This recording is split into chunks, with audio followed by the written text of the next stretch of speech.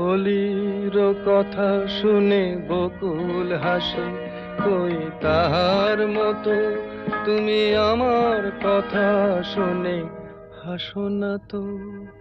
ধরার ধুলিতে যে ফাগুন আসে, কই তাহার মতো তুমি আমার কাছে কভু আসো না তো।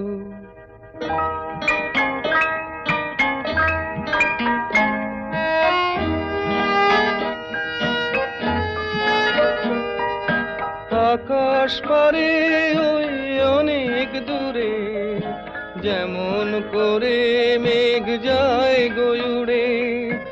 আকাশ পারে ওই অনেক দূরে, যেমন করে মেঘ যায় গয়ুড়ে। যেমন করে সে হাওয়ায় ভাসে,